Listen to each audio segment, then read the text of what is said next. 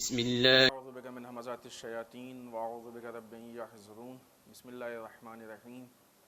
الحمد للہ وسلام علی عباده الذین اصطفى ولعنۃ الدائمۃ الباقیۃ علی اعدائهم اجمعین من الآن الی قیام یوم الدین. اما بعد اوصیکم ونفسی بتقوی اللہ. وقال علی بن ابی طالب علیہ الصلاۃ والسلام: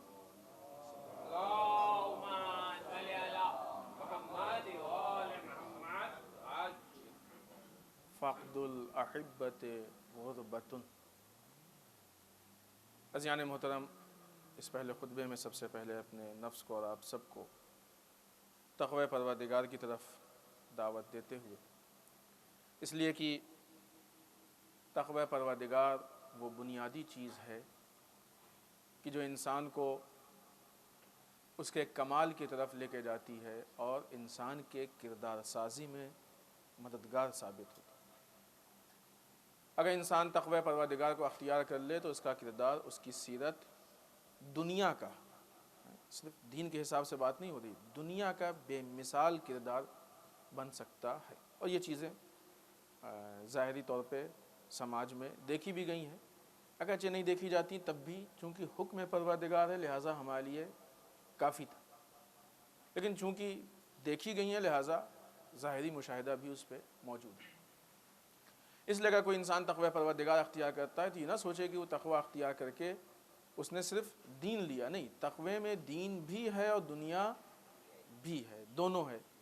ہمارے یہاں بعض اوقات یہ مشکل محسوس ہوتی ہے، ہم لوگ یہ سمجھتے ہیں کہ تقوی کا تعلق صرف دین سے ہے، دنیا میں تقوی کا کوئی تعلق نہیں ہے. اور بعض اوقات خود ہی سے نہیں ہو سکتا، مانا ایسے یہ نہیں ہو سکتا. نہیں، کرنے والوں نے کیا اور کر کے دکھایا. ٹھیک ہے، جب حالات زیادہ خراب ہو جاتے ہیں تو مشکلات پیدا ہوتی ہیں. مشکلات کا ہونا اور ہے اور کام کا نہ ہو پانا اور ہے. اب یہ اسلام گواہ ہے کہ ہمیشہ جنہوں نے بھی حق پہ عمل کیا ہے، جنہوں نے بھی سیدھے راستے پہ عمل کیا ہے، ان کے سامنے مشکلات آئی ہیں. ورنہ اگر آسان ہو جاتا تو پھر اجر کس چیز کا تھا؟ اگر ہر چیز سمپل ہو جاتی اور ہر چیز بہت آسانی سے مل جاتی تو پھر اتنا اجر کس چیز کا؟ یقین مانیں کہ جتنے مشکلات زیادہ ہوں گے خود ان مشکلات کے برداشت کرنے کا بھی خداوند متعال آپ کو اجر دے گا. لہذا تقوی پروردگار کو یہ کہے کہ نہیں نظر انداز کر سکتے کہ ان مشکلات میں تقوی پروردگار اختیار نہیں ہو سکتا ہے. نہیں، تقوی اختیار ہو سکتا ہے. ہاں، مشکلات ہیں، ان مشکلات کو جھیلنا، ان مشکلات سے سامنا کرنا یہ ہماری ذمہ داری ہے. اور جتنے اچھے طریقے سے ہم مشکلات کو برداشت کریں گے اتنا ہی ہمارے لیے کام آسان ہوتا جائے گا، اور جتنا ہم برداشت کریں گے اتنا ہی آنے والی نسل کے لیے راستہ کھلتا جائے گا، ماحول بنتا جائے گا. کیونکہ بہت سی چیزیں ہیں اس میں سب سے بڑی مشکل یہ ہے کہ ہمارے اپنے ہی عمل نہیں کرتے. وہ کہتے ہیں کہ زمانہ مثلا اچھا نہیں ہے، زمانہ خراب ہے، یہ مشکل ہے، وہ مشکل ہے. خوب زمانہ کیوں؟ زمانے کا ایک ہم بھی تو حصہ ہیں. زمانہ الگ سے نہیں آتا ہے کہ زمانہ آ گیا ہم کو چلنا ہے. ٹرین نہیں ہے زمانہ کہ ٹرین پہ ہم کو چڑھنا ہے، جدھر جائے گی ادھر. نہیں، ہم ہی لوگ زمانہ ہے. ہم ہی لوگوں سے مل کے حالات بنتے ہیں. یہ سماج و معاشرہ ہم ہی لوگوں سے مل کے بنا. اپنے حد تک ہم اصلاح کر لیں، زمانہ خود بخود سدھر جائے گا. اور نہیں سدھرتا ہے تو حد اقل سدھرنے کا پیغام تو پہنچ جائے گا کہ دیکھو یہ ایک آدمی ہے جو صحیح عمل کر رہا ہے، اس کا مطلب کہ باقی کر سکتے ہیں. آئیے متقین کی صفات میں سے ایک صفت مولا کائنات حضرت علی ابن ابی طالب علیہ السلام کے خطبے سے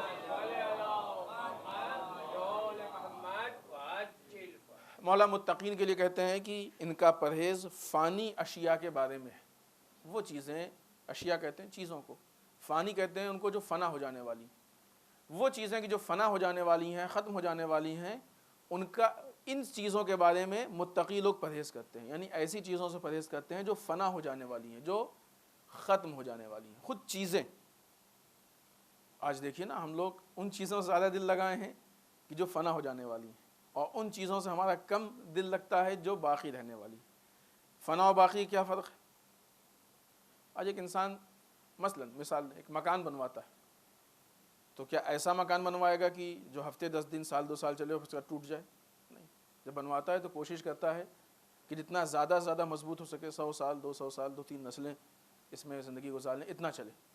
لیکن نہیں، یعنی انسان میں خود، انسان کے مزاج میں یہ بات چھپی ہوئی ہے کہ انسان فنا ہونے والی چیزوں کو پسند نہیں کرتا ہے، باقی رہنے والی چیزوں کو انسان پسند کرتا ہے۔ گاڑی بھی خریدیں گے تو کون سی گاڑی جو مثلا کم خراب ہوتی ہے، زیادہ چلے گی، زیادہ کم، بھلے ہی شاید پہلے سے ہی ارادہ ہو کہ 2 سال زیادہ یوز نہیں کرنا ہے، لیکن پھر بھی اچھی ہو، مضبوط ہو، 25 شرائط۔ تو فنا ہونے والی چیزوں کو انسان پسند نہیں کرتا ہے، انسان باقی رہنے والی چیزوں کو، کپڑا، ہر چیز اس طریقے سے، مکان ہے، گاڑی ہے، کپڑا سب۔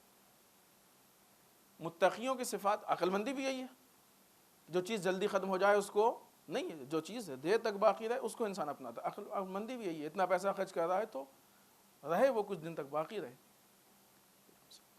اب یہاں پہ 2 قسمیں ہیں، کچھ چیزیں دنیا میں ایسی ہیں کہ جو کم چلتی ہیں اور زیادہ چلتی ہیں۔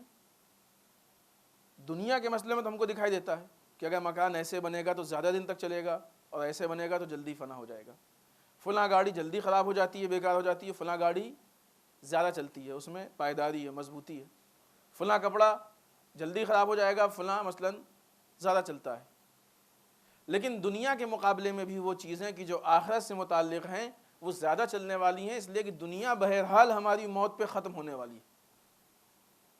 اور اگر انسان کو ہمیشہ کی زندگی مل جائے کہ جو کہ ناممکن، تب بھی قیامت تک جا کے، اس کے بعد تو نہیں۔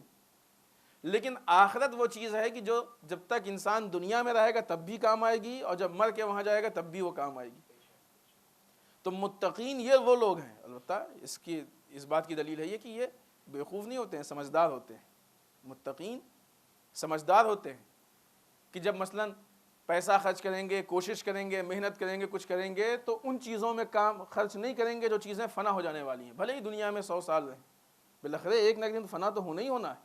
کتنی بھی مضبوط چیز آپ لے لیں وہ آج نہیں کل فنا ہونے والی ہے، لیکن آخرت کی چیز اگر انسان بنا لے جائے تو آج بھی کام آئے گی اور کل بھی کام آئے گی۔ تو متقی وہ لوگ ہوتے ہیں کہ جو فنا ہونے والی چیز سے دل نہیں لگاتے ہیں، فنا ہونے والی چیزوں سے پرہیز کرتے ہیں، بلکہ ان چیزوں سے دل لگاتے ہیں جو باقی رہنے والی ہیں۔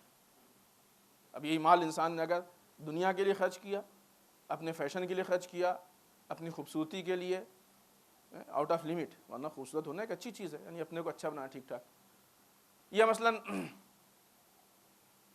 اپنے مال کے اظہار کے لیے، دکھانے کے لیے، دکھاوے کے لیے، تو یہ فنا ہو گیا، خرچ کیا اور فنا ہو گیا۔ اگر اس مقصد سے خرچ کیا تو خرچ کیا اور فنا ہو گیا، 2 لمحے بھی نہیں رکا، کیونکہ ارادہ ہی صحیح نہیں۔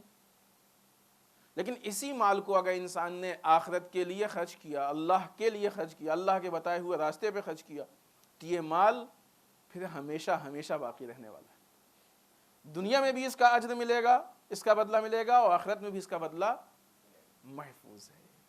اسی طرح انسان کی زندگی، اسی طرح انسان کے اوقات، یعنی وقت جو استعمال کرتا ہے، اسی طریقے سے انسان کے جو سوشل ورک، دوسری چیزیں کرتا ہے، اللہ کے بتائے ہوئے راستے پہ اگر تقوی کے مطابق انسان کام کر رہا ہے تو بچی رہ جائے گی یہ چیز۔ خوب اس سے بڑھ کے ایک چیز اور ہے، یہ تو وہ ہو گیا کہ جہاں پہ ایسے کام کیے کہ جو مثلاً فنا ہونے والے ہیں کہ نہیں، کچھ کام ایسے ہوتے ہیں جو خود انسان کو فنا کر دیتے ہیں، کچھ کام ایسے ہوتے ہیں کہ جو انسان کو، خود انسان کو ہی فنا کر دیتے ہیں، اور انسان جسم کے اعتبار سے ایک چلتی پھرتی لاش ہوتا ہے اور سمجھتا ہے کہ ہم زندہ ہیں۔ گناہ، میوزک، غیبت، شراب، بے حجابی، یہ وہ کام ہے کہ جو خود انسان کو فنا کرتے ہیں۔ کسی میں انسان زیادہ، کسی میں کم، کسی میں تھوڑا تھوڑا، کسی میں بہت زیادہ، خود انسان فنا ہو جاتا ہے۔ تو متقی وہ لوگ ہیں جو ایسے کاموں کو نہیں پسند کرتے جو کام فنا ہو جانے والے ہیں۔ تو ایسے کام کیسے کر سکتے ہیں جو خود انسان کو فنا کرنے والا ہے؟ اصل تقوی کو ایسا کوئی رابطہ ہی نہیں ہوگا، لہٰذا ایسے کام کا انتخاب کیا جائے کہ جو دنیا اور آخرت دونوں میں کام آئے۔ آئیے ہمیشہ کی طرح مولا کے قول میں سے ایک قول، بڑا مختصر لیکن بہت پرمعنی قول ہے، فقد الاحبۃ غربۃ۔ اگر کوئی انسان ایسا ہے کہ جس کے پاس اس کے دوست یا احباب نہ ہوں، یعنی اس کے کوئی دوست نہ بنا ہو یا کوئی دوست اس کا ہو ہی نہ، احباب نہ ہو، احباب دوستوں کہتے ہیں، تو یہ بھی ایک طرح کی غربت ہے، یہ انسان غریب ہے بیچارہ۔ غربت کہتے ہیں نہ ہونے کا، ہم لوگ سمجھتے ہیں غربت کہتے ہیں مال کے نہ ہونے کا، نہیں، غربت سے مال سے نہیں ہے۔ کوئی وطن کا غریب ہے، وطن سے باہر غریب الوطن ہے، امام رضا صاحب کہتے ہیں غریب الغربا اسی لیے۔ کوئی مال کا غریب ہے، کوئی دوستوں کا غریب ہے، اس کے پاس دوست نہیں ہے، دوست کے حساب سے غریب ہے۔ کوئی علم کا غریب ہے، اس کے پاس علم نہیں ہے وہ غریب ہے۔ لہذا غربت کی الگ قسم ہوتی ہے۔ اگر کسی کے پاس دوست نہیں ہے تو وہ بھی غریب بیچارہ، بعنوان دوست۔ البتہ یہ جاننا بہت اہم ہے کہ دوست کہتے کس کو ہیں۔ ہمارے اس سماج و معاشرے کی اصطلاح میں ہر وہ انسان کی جو ہماری ہاں میں ہاں ملا ہے وہ دوست ہے۔ لوگ ایسے سمجھتے ہیں نا، جو ہم کہیں کہ ہاں بہت صحیح کہہ رہے ہیں آپ، اور جو بھی ہم کریں کہ ہاں نہیں اس سے صحیح بہتر تو ہو ہی نہیں سکتا، ایسے کو سمجھتے ہیں دوست۔ اور کسی نے ذرا سا بھی ٹوک دیا تو فوراً اس کے مقابلے میں کھڑے ہو جائیں گے، اس کو سمجھتے ہیں ہم دشمن۔ جبکہ انہیں روایات نے بتایا ہے کہ تمہارا بہترین دوست وہ ہے کہ جو تمہارے عیوب کو تمہیں ہدیہ کرے۔ لیکن یہ خود مولا کا قول ہے، بے انتہا اقوال موجود ہے مولا کے خود دوستی کے بارے میں اور دوسرے ائمہ کے۔ تمہارا بہترین دوست وہ ہے کہ جو تمہارے عیوب کو۔ دوست کون ہوتا ہے؟ اصطلاح تو ہر انسان جانتا ہے نا، دوست کا مطلب یہ کہ جو ہمارے برے وقت پہ کام آئے، اچھائی میں ہماری مدد کرے۔ اصل فرق ہو گیا ہے اس اصطلاح میں کہ اچھائی برائی کہتے کس کو ہیں۔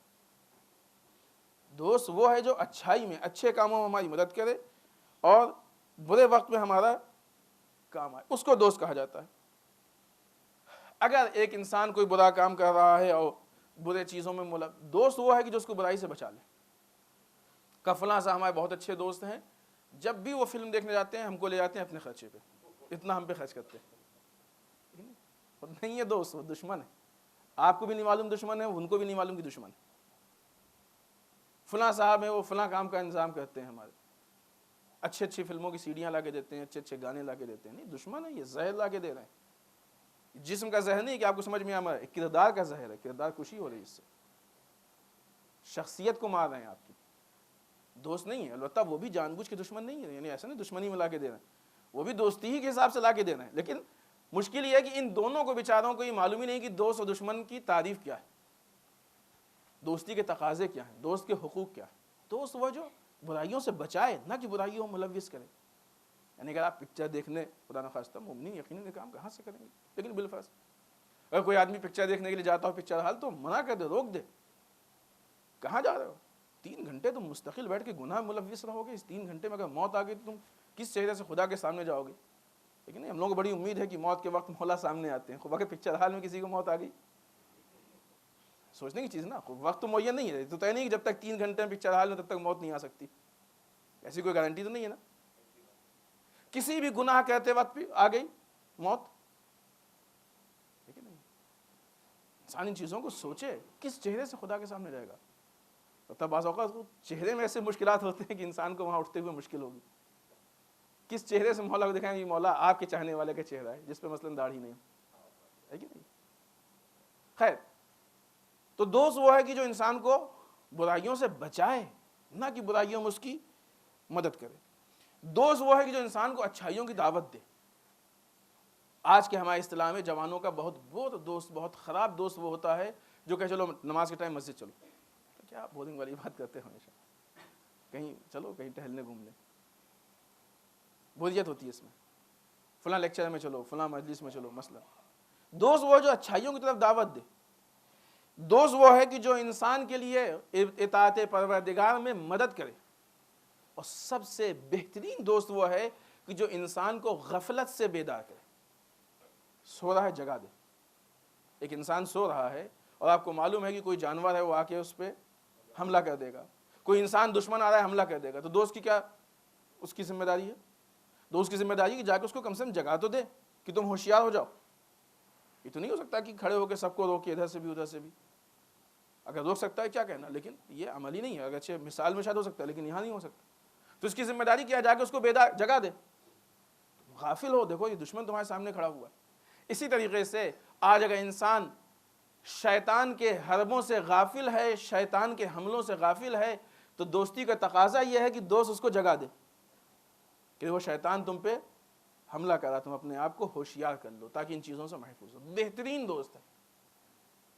سوال اس بات کا ہے کہ یہ چیزیں وہ بتائے گا کہ جس کے اندر خود ان چیزوں کی صلاحیت پائی جاتی ہو۔ اسی لیے کہا گیا ہے کہ دوستی بہت سوچ سمجھ، ہر ایک سے دوستی نہیں کرنی چاہیے، حتیٰ کہ ہمسائیگی کے لیے حقوق ہیں، کبھی موقع ہو تو تفصیل بتائیں گے۔ یہاں تک روایتوں میں کہ اگر مکان لینا ہو تو مکان بعد میں دیکھو، پہلے ہمسایوں کو دیکھو۔ اگر اچھے ہوں گے تو اچھا کلچر آئے گا۔ اگر برے ہوں گے تو برا کلچر آئے گا. اسی طریقے سے دوستی کے شرائط بتائے گئے ہیں کہ دوست کو آزماؤ، سفر میں آزماؤ، دوست ایسا ہوتا ہے. دوست بڑے مسائل ہیں دوستی سے متعلق. انسان ان چیزوں کو عمل کرے تو انشاءاللہ بہترین سماج و معاشرہ ہے. ہم یہ سمجھتے ہیں کہ دوست، جیسے کہ ابھی ہم نے کہا، وہ ہے جو ہمارے ہاں میں، نہیں، یہ دوست نہیں ہے. حالانکہ یہ اپنے حساب سے بھی بیچارہ دوستی کرنے کی اور دوستی کے ذمہ داریوں کو انجام دینے کی کوشش کر رہا ہے، لیکن جو کر رہا ہے در واقع یہ دونوں کی دشمنی کے نتیجے میں ختم ہو رہا ہے. لہٰذا ہم کو اس طرف سے بہت زیادہ محتاط ہونا چاہیے. اول تو یہ کہ کوشش یہ ہو کہ ہر آدمی کا کوئی نہ کوئی دوست ہو، کیونکہ مولا نے بڑی اہمیت دی. پھر اس کے بعد دوست بھی ہو تو اس کی لمٹ ہے. یہ ساری چیزیں روایت سے. اتنا نہ انسان گھل مل جائے کہ بعد میں اگر کبھی جھگڑا ہوتا ہے، اختلاف ہوتا ہے تو شرمندگی ہو. دوستی دشمنی دونوں کے لیے. دشمنی بھی اتنی مت کرو کہ جب دوستی ہو تو شرمندگی ہو، اور دوستی بھی اتنی مت کرو کہ جب دشمنی ہو تو شرمندگی ہو. اندازو، پرکھو، جانچو. اور پھر اس کے بعد سب سے بڑا معیار جو ہے وہ اطاعت پروردگار. جب تک وہ ساتھ ہے سمجھو دوست ہے، اور جب جہاں سے راستہ الگ ہو جائے سمجھو اب دوستی کام آنے والی نہیں ہے. لہذا ہم کو دوستوں کو ڈھونڈنا اور اختیار کرنا، لیکن سب سے اہم یہ ہے کہ دوستوں کے صفات کو دیکھنا چاہیے کہ آیا یہ دوست واقعی دوست بننے کے لائق ہے کہ نہیں ہے. اگر دوست بننے کے لائق ہے تو ٹھیک ہے، بہت اچھا ہے. لیکن اگر دوست بننے کے لائق نہیں ہے تو انسان کے ایمان کی حفاظت زیادہ اہم ہے. بسم اللہ الرحمن الرحیم. انا اعطیناک الکوثر فصل لربک وانحر ان شانئک هو الابتر.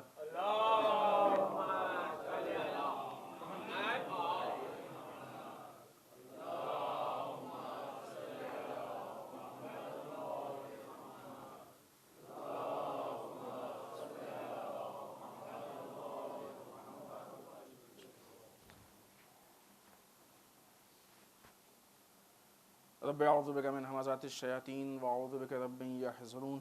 بسم اللہ الرحمن الرحیم. الحمد للہ الذی لا یبلغ مدحتہ القائلون ولا یحصی نعماہ العادون ولا یؤدی حقہ المجتہدون. اللہم صل وسلم علی صاحب الدعوۃ النبویہ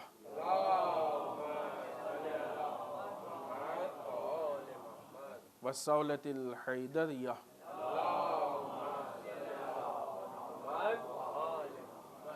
والعصمت فاطمیہ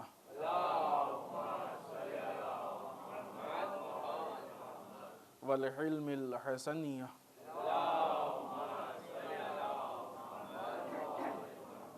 والشجاعت الحسینیہ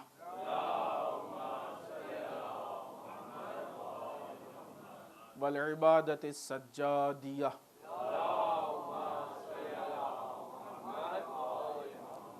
والآثار الباقریہ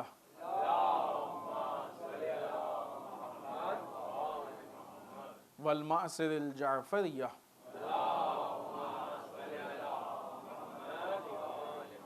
والعلوم الکاظمیہ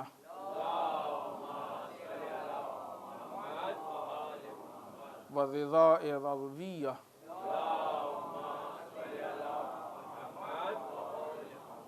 والجود التقویہ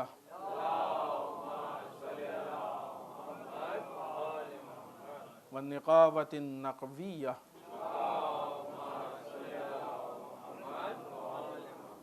والہیبۃ العسکریہ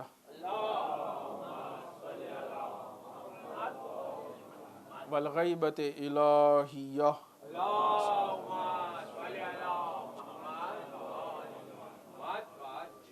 ولعنۃ الدائمۃ الباقیۃ علی اعدائہم اجمعین من الآن الی قیام یوم الدین. اما بعد، اس دوسرے خطبے میں بھی ایک بار پھر اپنے نفس کو اور آپ سب کو تقوی پروردگار کی تاکید کرتے ہوئے اس ہفتے کے مناسبت میں اہم ترین مناسبت ہم لوگوں کے نویں امام محمد تقی علیہ الصلوۃ والسلام کی شہادت کی مناسبت ہے. 29 ذی القعدہ آپ کے شہادت کی تاریخ ہے. سن 220 ہجری میں آپ کو شہید کیا گیا. جس وقت آپ شہید ہوئے ہیں آپ کی عمر 25 سال کی تھی. ایک طرف سے جیسا کہ آپ کے لقب سے بہت واضح ہے، نام آپ کا محمد ہے، یہ جانتے ہوں گے ہمارے برادران، 12 اماموں کے نام یقیناً معلوم ہوں گے، اور اس کے ساتھ کہ یہ نام ہے، یہ لقب ہے، اگر نہیں ہے تو حتماً یاد کریں۔ آپ کا نام محمد ہے اور آپ کا لقب تقی، تقی تقوی کے معنی میں، یعنی خود تقوی، اگر آپ یہاں پہ اس کے ترجمہ کریں تو خود تقوی ہیں یہ محمد تقی۔ دوسری طرف زمانے کے حالات ایسے ہیں کہ آپ کو ہر لمحے سیاسی اعتبار سے حاکم یا خلیفہ کا مقابلہ کرنا ہے اور سامنا کرنا ہے، اور کیا بہت خوبی سے۔ آپ ان کے حالات کو پڑھیں، اس 25 سال کی مختصر سی عمر میں آپ نے بخوبی مقابلہ کیا،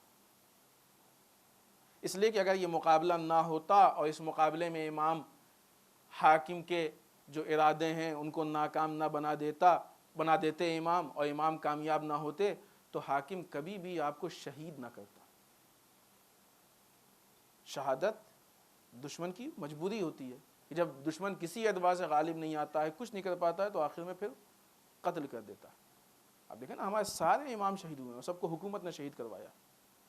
یہ خود ایک بہت بڑا میسج ہے کہ اسلام میں سیاست کا کتنا بڑا دخل ہے، ورنہ جس اسلام کو آج کے زمانے میں پیش کیا جا رہا ہے، کہ جس کی ترویج معاویہ نے کرنے کی کوشش کی تھی کہ اسلام کا سیاست سے کیا تعلق، جس اسلام کو آج پیش کرنے کی کوشش کی جا رہی ہے کہ اسلام کا سیاست سے کوئی تعلق نہیں، ہم کو حکومتوں سے کوئی مطلب نہیں، حکومتیں کچھ بھی کریں ہم سے کوئی ربط نہیں۔ اگر یہی اسلام ائمہ کے پاس ہوتا تو مسجدوں میں بیٹھ کے اللہ اللہ کرتے، تسبیح پڑھتے، لوگوں کو بتاتے، دیکھو یہ حدیثیں ہیں، روایتیں، مسئلے مسائل بتاتے، سیاسی اعتبار سے کوئی الجھن ہوتی نہیں، الجھتے نہیں کسی حاکم سے، اور کبھی حاکم کوئی پرابلم نہیں ہوتی، ٹھیک ہے۔ نعوذ باللہ ابو موسیٰ شریک تھے مثلا، یہ لوگ اپنا لگے ہوئے ہیں، کسی کو کوئی پرابلم ہی نہیں، لیکن چونکہ حکومت کو پرابلم تھی اس لیے شہید کروایا ہے، اور سارے ائمہ سے تھی۔ جنگیں صرف اسلحوں سے نہیں ہوتی ہیں، نادان ہے وہ لوگ جو سمجھتے ہیں جنگیں اسلحوں سے ہوتی ہیں، غلط۔ آج دیکھیے، آج کلچر کی جنگ ہے، آج مال کی جنگ ہے، آج فکر کی جنگ ہے، آج کتنی جنگیں ہیں، آج تو ایک دم مجبوری میں اسلحے نکلتے ہیں، آخر میں ایک دم اسلحے نکلتے ہیں۔ انسان کی بے چارگی اور ناکامی کی دلیل ہوتی ہے کہ وہ اسلحہ نکالے، انسان کی جہالت کی انتہا ہے کہ اسلحہ نکالے، اور نہ اسلحے کی جنگ تو آج ختم ہو رہی ہے تقریباً، ساری جنگیں انہی سب چیزوں کی ہوتی ہیں، اور یہ جنگیں چل رہی ہیں۔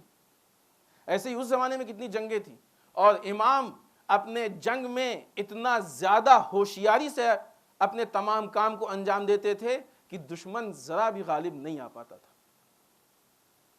یہ بہت ساری کوششیں کی ہم نے وہاں پہ آپ کے سامنے، فکری اختلاف پیدا کرنے کی کوشش کی ہے، عقیدے میں اختلاف پیدا کرنے کی کوشش کی، آج وہی ساری چیزیں ہیں۔ اگر ہمارے پاس سامنے ائمہ کی سیرت ہو، اگر ہمارے سامنے ائمہ کی تاریخ ہو، تو آج کے یہ جو سارے جنجال پھیلائے جا رہے ہیں، مشکلات پیدا کی جا رہی ہیں، یہ خود بخود آسانی سمجھ میں آ جائے گا۔ یہ سمجھ میں آ ہی اس لیے نہیں رہا ہے کہ جو بنیادی چیزیں نہیں معلوم ہم کو، ائمہ کی سیرت نہیں معلوم، اسی لیے امام نے بہت ظاہر ساری حدیثیں بہت اچھی ہوتی ہیں، لیکن آج کے اس حساب سے بہت اچھی بات کہی ہے۔ امام کا قول بہت مشہور قول ہے، اور ہم نے بھی اس کو اس سے پہلے پیش کیا ہے کئی مرتبہ۔ مولانا فرماتے ہیں من اصغى الى ناطق فقد عبدہ، جس نے بھی کسی بات کرنے والے کی بات کو سن لیا، سننے والے مان لیا، اس کو اختیار کر لیا، گویا اس نے اس کی عبادت کی۔ اگر کسی نے کسی کی بات کو مان لیا تو اس نے اس کی عبادت کی۔ فَإِنْ كَانَ النَّاطِقُ عَنِ اللَّهِ فَقَدْ عَبَدَ اللَّهِ، اگر یہ بات کہنے والا اللہ کی باتیں کر رہا تھا خدا کی طرف سے، تو اس نے پھر خدا کی عبادت کی۔ وَإِنْ كَانَ النَّاطِقُ عَنْ لِسَانِ إِبْلِيسَ فَقَدْ عَبَدَ إِبْلِيسَ، اور اگر یہ بات کہنے والا ابلیس کی زبان کی باتوں کو بیان کر رہا تھا تو اس ماننے والے نے ابلیس کی عبادت کی۔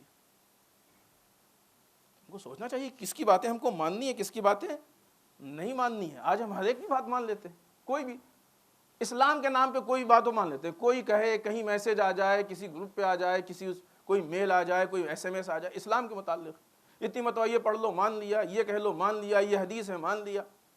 اسلام کا لیول لگنے کا مطلب ہی نہیں کہ ہر بات اسلام کی ہی ہے۔ اس زمانے میں بھی جو لوگ لوگوں کو گمراہ کر رہے تھے، بہکا رہے تھے، وہ بھی اسلام کے مقابلے میں اسلام کی ہی باتیں پیش کرنا چاہتے تھے، جو کہ در واقع اسلام کی نہیں ہوتی تھیں، لگتی تھیں کہ اسلام کی ہیں۔ جس طریقے سے صفین میں علی کے مقابلے میں قرآن پیش کیا گیا، ہر زمانے میں ایمان علی سے گمراہ کرنے کے لیے کسی نہ کسی صامت چیز کی ضرورت ہوا کرتی ہے کہ جس کا تقدس لوگوں کی نگاہ میں ہو۔ جب صامت اور ناطق کا مقابلہ ہو، ناطق کہتے ہیں بولنے والے کو، صامت کہتے ہیں خاموش کو، علی بولتا ہوا قرآن تھے، نیزوں پہ خاموش قرآن تھا۔ دشمن کو معلوم ہے کہ بولنے والے کے مقابلے میں بولنے والے کو نہیں لا سکتے، اس لیے کہ بولنے والا تھوڑی کہے گا کہ علی غلط ہے۔ قرآن ناطق کے مقابلے میں قرآن ناطق نہیں آئے گا۔ امام حسن کو لائیں گے، منع کر دیں گے کہ نہیں، ہم علی کے مقابلے میں نہیں آئیں گے۔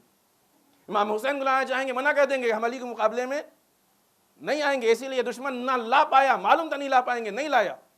کسی اچھے صحابی کو بھی نہیں لا پایا، کس کو لایا؟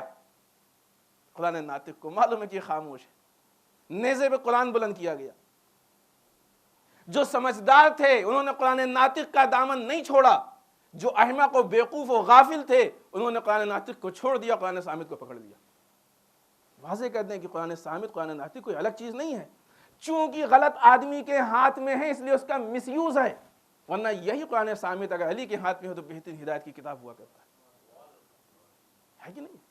آج بھی یہی مسائل ہیں، یہی مشکلات، یہ کتاب وہ کتاب یہ حدیث، ارے علماء کی بات کیجیے آپ۔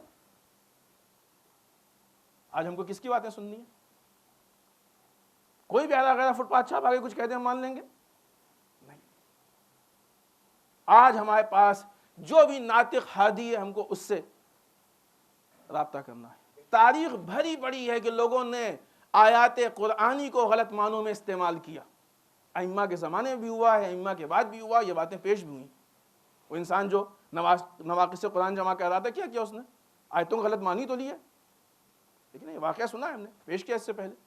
خود مصر کی جنگ میں امریکن نمائندے مستشرقین اورینٹلیزم گئے اور جانے کے بعد قرآن سے ثابت کرتے ہیں کہ جنگ تمہاری جائز نہیں، قرآن سے ثابت کرتے ہیں، وہ احمق مان بھی گئے بیچارے، بیٹھ گئے، وہ جنگ جو جیتی ہوئی تھی ہار گئے، جو اسرائیل سے جنگ تھی، یہ بھی پیش کیا آپ کے سامنے۔ تو قرآن صامت کو اگر مخالف یوز کرتا ہے تو اس کا مس یوز ہوتا ہے، وہ اپنے فائدے کے لیے۔ امام کہتے ہیں کہ دیکھو تم طے کرو تمہیں کس کی بات ماننی ہے، ہر ایک کی بات کو نہیں مان سکتے ہو تم، نہ ہر ایک کو حق اسلام کے بارے میں بولنے کا۔ کسی کمپنی کے متعلق آپ کو کوئی کام کرنا ہوگا، آپ کی ایک چھوٹی سی فون کی کمپنی بھی، کوئی بھی آدمی آ کہے کہ یہ اسکیم بہت اچھی لیجئے گا، تو آپ پوچھیں گے ہو کہاں سے؟ ہم کمپنی کے گیلری میں آئیں گے وہاں ملنا، یا کم سے کم کوئی آئی کارڈ دکھاؤ، کچھ پروف دکھاؤ تم اس سے تعلق ہے کہ نہیں، کیونکہ معلوم ہے کہ باہر والا اس کے متعلق کچھ نہیں کہہ سکتا۔ لیکن دین بیچارہ کتنا مظلوم ہے، کوئی بھی ہو کچھ بھی، آئی کارڈ ہے، آئی کارڈ ہے بھی سمجھ بھی آتا ہے، وہ آئی کارڈ کاغذ والا نہیں ہے، کیونکہ کاغذ والا ہوگا سب بنوا لیں گے، ذرا سا بھی کوئی بھی کچھ بھی ہو دین کے متعلق جو بھی بول دیتا ہے ہم مان لیتے ہیں۔ ایک ذمہ دار شخصیت کی بات سنیے، مولا بتانا چاہتے ہیں، حدیث کو سنیں ہم، کہ ہم کو ہر ایک کی بات نہیں، کیوں؟ اس لیے کہ جس کی بات سنی اسی کی عبادت ہے، اگر وہ خدا سے بات کر رہا ہے تو خدا کی بات کر رہا ہے تو خدا کی عبادت ہے، شیطان کی بات کر رہا ہے تو شیطان کی عبادت ہے۔ کتنی بڑی یہ مشکل ہے انسان کے لیے کہ وہ خدا کی بات کے دھوکے میں شیطان کی بات کو مان لے اور شیطان کی عبادت کر لے۔ دوسری مناسبت اس ہفتے کی جو ذی القعدہ کے آخر میں ہے، صلح حدیبیہ، تاریخ اسلام کا بہت اہم چیپٹر ہے، حتماً اس کو پڑھیں، اور اسلام کے پرامن اور داعی امن، یعنی امن کی دعوت دینے والے مذہب ہونے کی بہت واضح اور بہت کھلی ہوئی دلیل ہے۔ یہ وہ موقع ہے کہ جب رسول قافلے کو لے کے حج کے ارادے سے گئے اور حج نہیں ہو پایا، اور صلح ہوئی اور صلح کر کے لوٹ آئے کہ اب اگلے بار آئیں گے اور ہم لوگ حج کو کریں گے۔ یہاں پہ ایک بہت مشہور قول بھی نقل کیا جاتا ہے کسی کا کہ جو رسول کے ساتھ تھے، انہوں نے کہا کہ جتنا آج ہم کو رسول کی رسالت میں شک ہوا اتنا کبھی نہیں ہوا، یعنی آج بھی شک ہوا، اس کے پہلے بھی ہوتا آیا ہے، نہیں یہی تو ہے نا، اتنا کبھی نہیں ہوا ہے کہ نہیں۔ اور بات اس حد تک پہنچ گئی کہ تکرار بحث کی بات آئی، رسول نے کہا کہ آپ نے تو کہا تھا ہم حج کرانے لا رہے ہیں، کیوں نہیں آپ نے حج کرائی؟ کہ ہم نے یہ تو کہا تھا حج کرانے لا رہے ہیں، یہ تھوڑی کہا تھا کہ ہم نے اسی سال ہم حج کرائیں گے، کہ نہیں ہاں یہ تو نہیں کہا تھا آپ نے۔ کہا پھر کیوں بحث کر رہا ہو؟ پھر کیوں؟ اس لیے کہ جو بھی حج کا راہ حل تھا اس میں یہ ہونا ضروری تھا، جب تک صلح نہیں ہوگی حج نہیں ہوگی، جب بھی جائیں گے صلح کرنے کے بعد دوبارہ آنا پڑے گا، تو یہ حجی کا سفر تو ہوا۔ آج بھی دیکھیں مستطیع کسی کو کہتے ہیں، یہ حجی کا سفر تو ہوا، حج کے مقدمات میں تو ہوا. معلوم یہ ہوا کہ لیڈر پہ کہ جس کو ولایت کا رائٹ حاصل ہے اس پہ بار بار شک کرنے والے کا مزاج کیا ہوا کرتا ہے, اور لیڈر پہ بھروسہ کرنے والے کیسے ہوا کرتے ہیں. کچھ تو فرق ہے کہ جو وہ لیڈر اور آپ نہیں ہیں. کچھ تو بھروسہ ہونا چاہیے, کچھ تو اعتبار ہونا چاہیے. پہچانے یہاں سے جگہ جگہ پہ اگر انسان اپنے لیڈر پہ شک کرے گا تو ایک قدم نہیں چل پائے گا, اس لیے کہ دونوں کی صلاحیتیں برابر نہیں ہیں. کہیں نہ کہیں تو انسان کے اعتبار سے کچھ فرق ہوگا کہ یہ ہونا چاہیے تھا, نہیں ہوا. لیکن لیڈر کا مطلب, ولایت کا مطلب یہ ہے کہ جب بھی فرق ہو اس کو آنکھ بند کر کے مان لو. جو آدمی رسول کی رسالت کے باوجود لیڈرشپ میں شک کر سکتے ہیں, تو اگر آج لوگ علماء کی لیڈرشپ پہ شک کریں تو کیا تعجب کی بات ہے. یہ شک ہونے سے کسی کی لیڈرشپ میں کمی نہیں آتی, کوئی لیڈرشپ کمزور نہیں ہوتی ہے. اگر اسی سے کمزور ہوتی تو رسول کی رسالت نعوذ باللہ کمزور ہو جاتی ہے. استغفر اللہ. یہ اس بات کی دلیل ہے کہ لیڈرشپ میں کوئی کمزوری نہیں ہے, ان کے ایمان میں کمی ہے, ان کے علم میں کمی ہے, ان کے عمل میں کمی ہے. اور یہ وہ موقع ہے کہ جہاں پہ خداوند متعال نے سورہ فتح نازل کیا. سورہ نصر اور سورہ فتح, یہ دو سورے ایسے ہیں کہ جو صلح کے موقع پہ نازل ہوئے. خداوند متعال نے صلح کو کہا انا فتحنا لک فتحا مبینا. کھلی ہوئی جیت کس کو کہا؟ صلح کو کہا. اس لیے کہ اسلام خون و خرابہ نہیں چاہتا ہے. رسول کتنا اچھا کام کیا آپ نے کہ خون بھی نہیں بہایا گیا اور بات بھی حل ہو گئی. اسلام اس کو پسند کرتا ہے. قرآن بتا رہا ہے کہ ہم کسے پسند کرتے ہیں. کتنا پرامن دین ہے, یہ اس بات کا اعلان ہے. موقع نہیں کس کی وضاحت میں جائے. ایک چیز جو کئی مرتبہ بعنوان حدیث آ چکی ہے, دو پہلو. بعض اوقات حدیثیں آتی ہیں جن کے ریفرنس ہوتے ہیں وہ غلط ہوتے ہیں, جھوٹ. ایک حدیث آئی جس کا تعلق لعنت وغیرہ ایسی کچھ تھا. لوگوں نے ہم سے پوچھا, چونکہ بات عام ہوگی لہذا وضاحت کرنا ضروری ہے. اعمالی قمی اس کے ریفرنس میں کتاب کا نام تھا. یہ کوئی کتاب ہی نہیں. علماء موجود ہے, پوچھیے گا. اعمالی کچھ علماء نے لکھی ہے, شیخ طوسی نے لکھی ہے, اور بھی علماء نے لکھی ہے. اعمالی ہے, 3-4 اعمالی ہے, لیکن اعمالی قمی کر کے کوئی کتاب ہی نہیں. اور ایسی بہت سی اور بھی کچھ حوالے آئے. جب اس کتاب میں مثلا بہار میں فلاں پیج پہ کھولا تو اس نے وہاں پہ ایسی کوئی یہ چیپٹر ہی نہیں تھا اس ٹائپ کا. کیونکہ آدمی بھیج دیتا ہے, معلوم ہے کہ عام پبلک کے پاس کتابیں ہیں بھی نہیں, اور نیچے کتاب دیکھ لیں گے. اس لیے کہتے ہیں کہ ہر ایک کی بات, ابھی کیا امام کا قول پیش کیا, ہر ایک کی بات کو نہیں ماننا چاہیے آنکھ بند کر کے. جو چیز جس کی ہے وہ اسی سے لینا چاہیے, غلط جگہ سے نہیں لینا چاہیے. یہ میسج کیا تھا؟ لعنت کا تھا. لعنت بہت اچھی چیز ہے. لعنت و تبارہ اصل میں ان دو چیزوں کو لے کے قوم کو کنفیوز کیا جا رہا ہے. ہم چاہتے ہیں کہ تھوڑی سی اس پہ وضاحت ہو جائے تاکہ ہماری قوم اس مسئلے کو محسوس کر سکے. لعنت و تبرے کو لے کے ایک تو سب سے پہلی بات یہ کہ ان لوگوں کو جو حدیث بھیجنے والوں کو حدیثیں ملتی ہیں ساری لعنت و تبرے کی ملتی ہیں. توجہ فرمایا آپ نے. یہ ایک طرفہ دین کیوں پیش کر رہے ہیں؟ سکے کا ایک رخ کیوں دکھا رہے ہیں؟ یہ سکے کا ایک رخ وہ دکھاتا ہے جس کو خیانت کرنی ہوتی ہے. دو باتیں ہوئیں, ایک تو غلط کتاب آپ نے پیش کی. غلط چیز کا سہارا وہ لیتا ہے جس کو صحیح سہارا نہیں مل پاتا.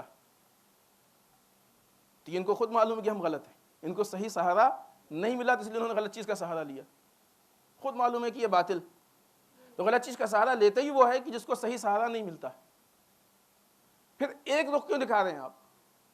پورے ائمہ کی زندگی میں امام علی نے خلفائے راشدین کے حکومت میں گئے, دربار میں بیٹھے ہیں, مدد کی ہے. سامنے والے نے کہا بھی کہ اگر علی نہ ہوتے تو ہم ہلاک ہو جاتے. یہ چیزیں کیوں نہیں پیش ہو رہی؟ ایک طرفہ کیوں؟ ایک دوسرے خود لعنت و تبرے کی شکل کو بگاڑا جا رہا. یہ لعنت کرنے والے اور تبرہ کرنے والے آج ویسے ہی ہیں جیسے کہ انسان حج کرنا نہیں جانتا اور جا کے حج کرنا شروع کر دے. نماز پڑھنا نہیں جانتا ہے, نماز واجب ہے, نماز پڑھنا, حج کرنا واجب ہے, تبرہ واجب ہے, لیکن جس نے اس کے وجوب کو بتایا اس نے طریقہ بھی بتایا. آپ جب حج کرتے ہیں واجب ہے تو پوچھتے ہیں نا علماء سے کیسے کریں. نماز پڑھتے ہیں تو پوچھتے ہیں. ایک ایک مسئلہ آج لوگ بچپنے سے نماز پڑھ رہے ہیں جب سے بالغ ہوئے اس کے پہلے سے, لیکن آج بھی لوگ مسئلہ پوچھتے ہیں مولانا یہ ہو گیا کیسے ہو گیا. تو خوب یہی لوگ تبرہ اور لعنت کے بارے میں مسئلہ کیوں نہیں پوچھتے ہیں علماء سے؟ کہ اس میں خود انہوں نے اجتہاد کر لیا اپنا؟ اس میں بھی تو پوچھئے نا، واجبات میں سے ہے۔ تبرہ مرکز اتحاد کا نام ہے، لعنت مرکز اتحاد کا نام ہے۔ ائمہ نے طریقہ بتایا ہے۔ سب سے بڑا کنفیوژن پیدا کیا جاتا ہے کہ ہم لوگ تبرہ کو سمجھتے ہیں کہ تبرہ زبانی کام ہے، تبرہ فروع دین میں ہے، فروع دین میں ساری چیزیں عمل والی ہیں۔ تبرہ بولنے کا نام نہیں ہے، عمل کا نام ہے۔ دیکھیں آپ فروع دین کی فہرست دیکھیں نا، نماز، روزہ، حج، زکوٰۃ، خمس، ہر چیز کو زبان سے نماز نماز نماز نماز کہیں تو نماز ہو جائے گی؟ نہیں ہوگی نا۔ تو تبرہ کہنے سے تبرہ کیسے ہو گیا پھر؟ تبرہ یعنی جو برے کردار ہیں ان سے اظہار نفرت کرنا، بیزار رہنا، اپنے آپ کو الگ ثابت کرنا، اس کا نام تبرہ۔ تبرہ اعلان کا نام نہیں ہے، تبرہ عمل کا نام ہے۔ لعنت دلیل دیتے ہیں اب ذات عاشورہ میں، ہاں ہے لعنت، آئیے ذات عاشورہ کا معیار بنائیے۔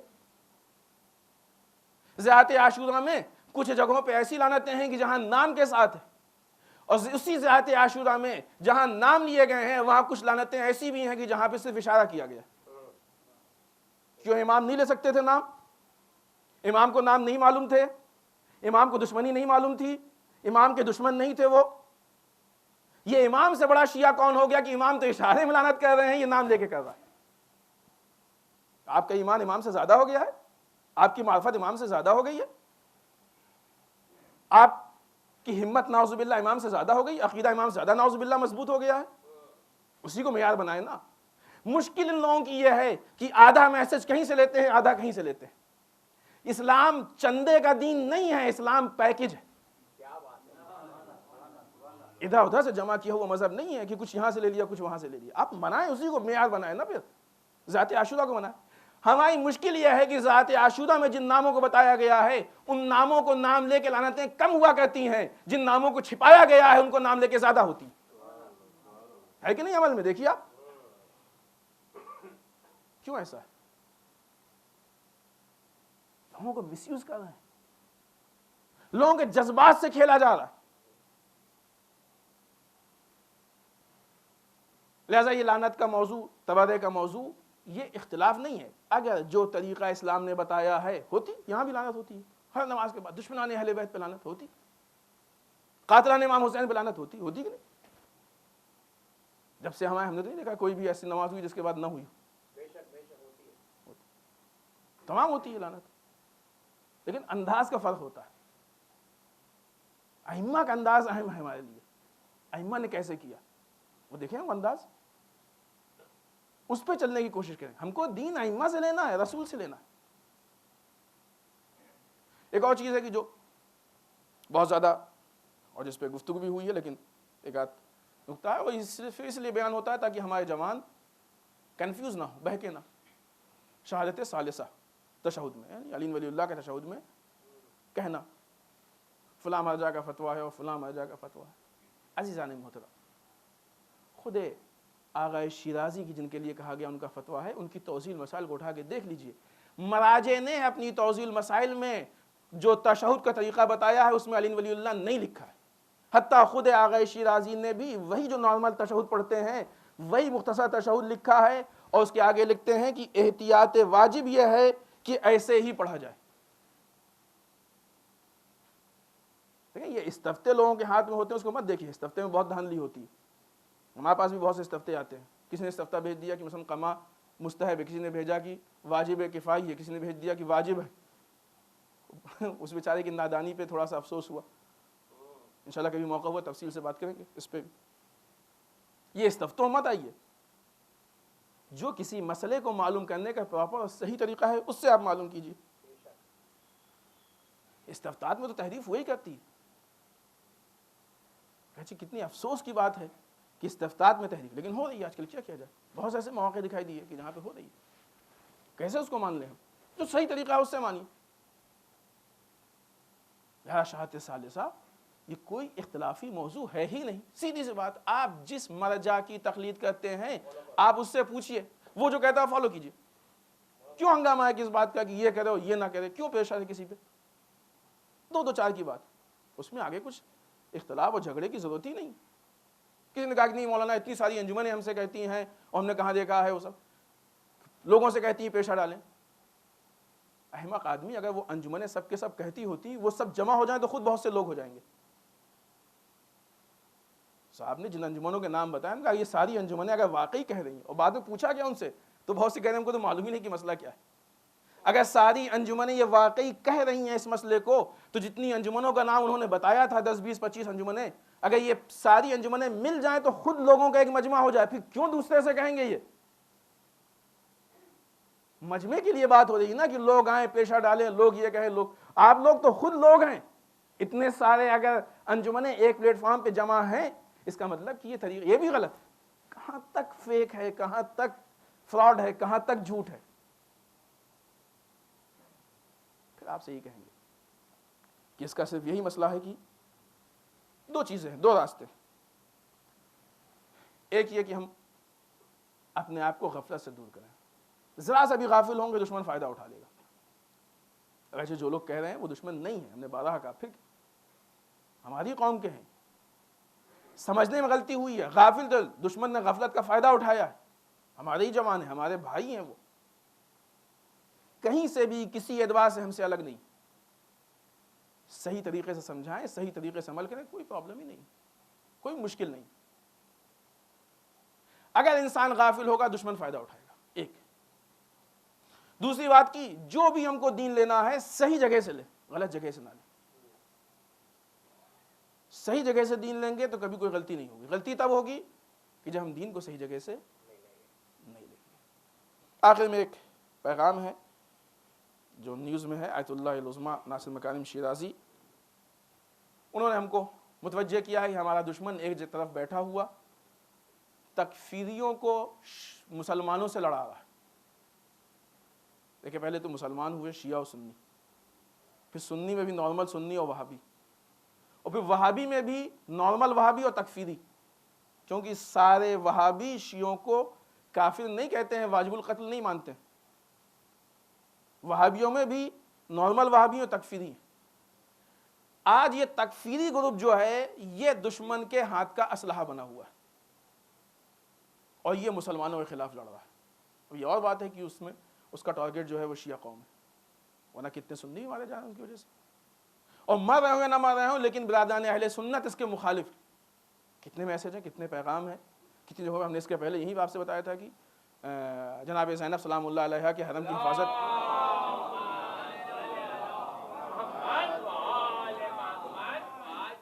حفاظت میں ایک پورا گروپ وہاں پہ لگا ہوا ہے کہ جو سنیوں کا ہے. خود حزب اللہ نے حفاظت کی. یہ ساری باتیں آپ کے سامنے یہ باتیں ہو چکی ہیں، لہٰذا ہم کو یہ پہچاننا چاہیے. آج دشمن ان کو اپنا اعلی کار بنائے ہوئے ہے اور ان کے ذریعے سے چاہتا ہے کہ مسلمان مر جائیں. کیوں؟ اس لیے کہ اگر ادھر سے کوئی بدلہ لیا جاتا ہے تو ایک تو دشمن کا آدمی محفوظ رہے، اور اگر مرنے والا مرے بھی تو وہ بھی کم سے کم ظاہری اعتبار سے مسلمان ہی ہو. اور سب سے بڑی چیز کی ماننے اور مرنے میں اور ادھر سے ماننے اور مرنے میں کل ملا کے بدنام اسلام ہو. اور دشمن اپنے آپ کو ہر طریقے سے محفوظ رکھنا چاہتا ہے. یہ دشمن کی پالیسی ہے جس کو ہمیں یقیناً ہمارے سب کے سمجھ میں آ رہی ہے، اور اس چیزوں کو محسوس کر کے اپنے شعور کو ہم کو بیدار کرنا ہے تاکہ دشمن کے دھوکے میں نہ آنے پائیں. آئیے بارگاہ پروردگار میں دعا کرتے ہیں پالنے والے ہم سب کو اعمال صالحہ کی توفیق عنایت فرمائے. پالے اللہ اعمال قبیحہ سے محفوظ رکھے. پالے اللہ ہمارے گناہوں کو بخش دے. پالے اللہ ہمارے مرحومین کو بخش دے. پالنے والے اسلام و مسلمین کی حفاظت فرما. پالے اللہ دشمنان اسلام کو نیست و نابود کر دے. پالے اللہ جو پریشان حال ان کی پریشانیوں کو دور فرما. پالے اللہ جو لاولد ان کو اولاد صالح عنایت فرما. پالے اللہ جو مریض ہیں بالخصوص ایک عالم دین کا آپریشن ہوا ان کو شفاء کامل و عاجل عنایت فرما. پالنے والے ہمارے علماء کا سایہ ہمارے سروں پہ باقی رکھ. پالے اللہ رہبر و مراجع کو طول عمر عنایت فرما. پالے اللہ امام کے ظہور میں تعجیل فرما. ہمیں ان کے اعوان و انصار میں شریک ہونے کی توفیق عنایت فرما. ربنا تقبل منا انک انت السمیع العلیم. بسم اللہ الرحمن الرحیم. قل هو اللہ احد اللہ الصمد لم یلد ولم یولد ولم یکن له کفوا احد.